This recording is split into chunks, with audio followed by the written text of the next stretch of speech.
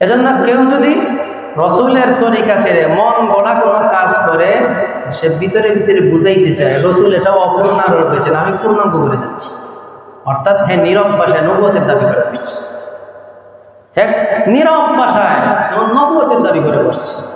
রাসূল করিম সাল্লাল্লাহু আলাইহি ওয়াসাল্লাম বলেন, ইন্নামা বুইসতু মুআল্লিম, আমি প্রেরিত হয়েছি জগৎবাসী মানুষের কাছে, আমি প্রেরিত হয়েছি মুআল্লিম হিসাবে। মুআল্লিম মানে উস্তাদ, শিক্ষক হিসাবে। নবীজি প্রেরিত হয়েছেন শিক্ষক হিসাবে। আল্লাহ রসুল মুআল্লিম, উস্তাদ, দুনিয়ার সমস্ত মানুষের জন্য। শুধু এমন নয় যে তিনি শুধু মুসলমানদের উস্তাদ, মুসলমানদের মুআল্লিম, আর কাফিরদের নয়, এমনটা নয়, বরং জগৎবাসী সকল মানুষের জন্য নবীজি মুআল্লিম, নবীজি উস্তাদ। আমরা যারা মুসলমান, নবীর উম্মত, আমাদের তো উস্তাদ নবীজি ঠিকই, কিন্তু যারা কাফির, যারা বিধর্মী, যারা অন্য ধর্মাবলম্বী, তাদের জন্য নবীজি উস্তাদ।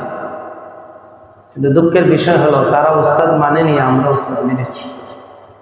কিন্তু উস্তাদ সবার জন্য। হয়তো আপনাদের মনে প্রশ্ন থাকতে পারে, হুজুর কিভাবে তিনি সকলের উস্তাদ বলেন? কাফির যারা তাদের উস্তাদ, আমাদের উস্তাদ। ধরুন যে কোনো দেশে নির্বাচন হয়, নির্বাচন হওয়ার পরে নির্বাচনে দুইটা পার্টি থাকে, একটা সরকার আর একটা বেসরকার, বিরোধী দল। বিরোধী দল যারা, তারা তো তাদের প্রার্থীকেই, তাদের সরকার প্রধান যাকে তাকেই ভোট দেয়। আর যে সরকার নির্বাচিত হয়, সেই সরকার নির্বাচিত হওয়ার পরে, সরকার যখন নির্বাচিত হয়ে যায়, তখন যারা ভোট দেয় নাই, যারা বিরোধী দলে ছিল, তাদেরও সরকার হয়ে যায়। যারা ভোট দেয় নাই এরা কখনো বলে না যে উনি আমাদের সরকার নয়, বরং যারা ভোট দিয়েছে তাদেরও সরকার, আর যারা ভোট দেয় নাই তাদেরও সরকার।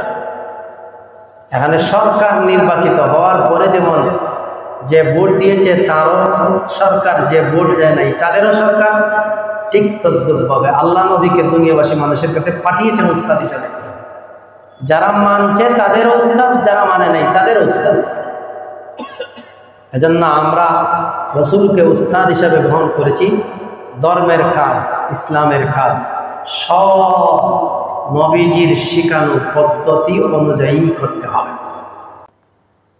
মন গড়াভাবে ধর্মের কোনো কাজ চলবে না, ইসলামের কোনো কাজ মন গড়াভাবে চলবে না। দেখুন তো আপনারা যারা চিকিৎসা বিজ্ঞান নিয়ে লেখাপড়া করে, যারা সার্জন, যারা অপারেশন করে, নিশ্চয় তাদের একজন উস্তাদ আছে। সে তার উস্তাদ অনুযায়ী সে অপারেশন করে, উস্তাদের শিখানো নিয়ম অনুযায়ী। কখনো উস্তাদের নিয়ম ব্যতি রেখে সে কখনো অপারেশন করে না, করবেও না, করলে রোগীর 12টা বাজে। তাহলে দেখা গেল চিকিৎসা বিজ্ঞানের বেলায় উস্তাদ ধরতে হয়। দুনিয়ার প্রতিটা সেক্টরে উস্তাদ মানতে হয়। উস্তাদ ছাড়া কিছুই চলবে না, কিছুই হবে না। এজন্য রসুল দুনিয়াবাসী মানুষের জন্য উস্তাদ। রসুল যা শিখাইছেন আমরা তাই পালন করব রসুলের শিখানো পদ্ধতি অনুযায়ী। ধর্মের কাজ যদি মন গড়াভাবে করি, এর নামই হয় বেদাত। সংসারের কাজ মন গড়া করলে বেদাত হবে না, কৃষিকাজ মন গড়া করলে বেদাত হবে না। আপনি বিল্ডিং বানাইবেন, আপনার ইচ্ছা অনুযায়ী বানানোর অসুবিধা নেই, এটা বেদাত হবে না। সংসারের কাজ, পারিবারিক কাজ, ব্যক্তিগত কাজ, রাষ্ট্রের কাজ, এগুলো মন গড়া করলে বেদাত হবে না।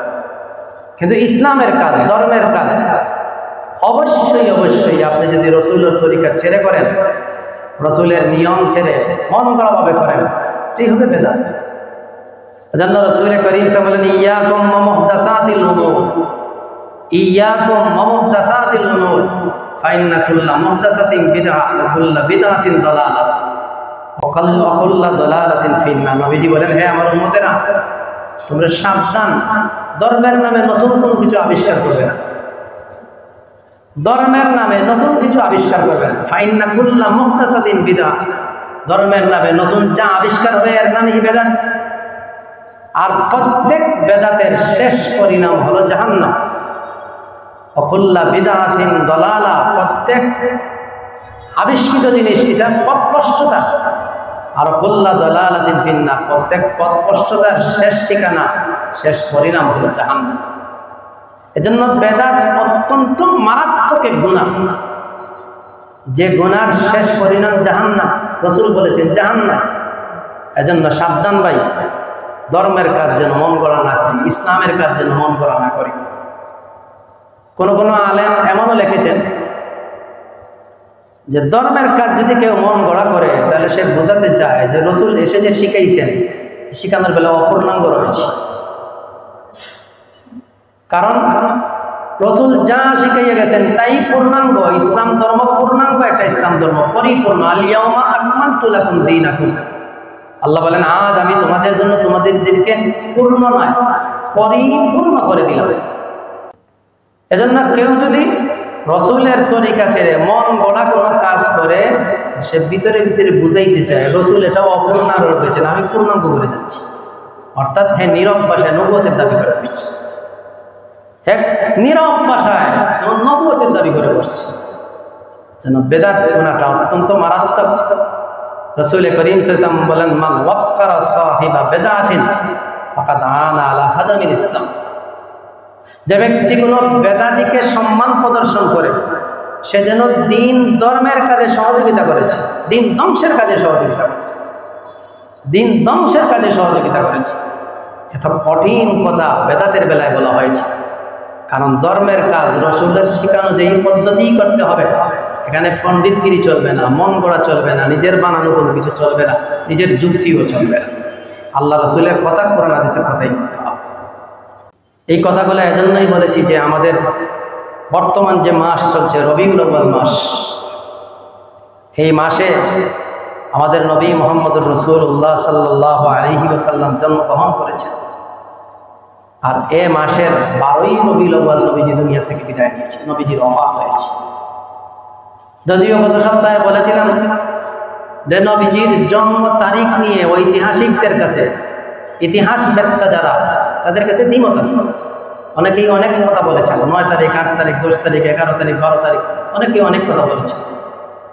কিন্তু নবীজির ওফাতের তারিখ, যেটা মৃত্যু তারিখ 12ই রবিউল আউয়াল, এটা সুনিশ্চিত, এতে বিন্দু পরিমাণ সন্দেহ নাই। নবীজির দুনিয়ার থেকে বিদায়ের তারিখ, ওফাতের তারিখ 12ই রবিউল আউয়াল।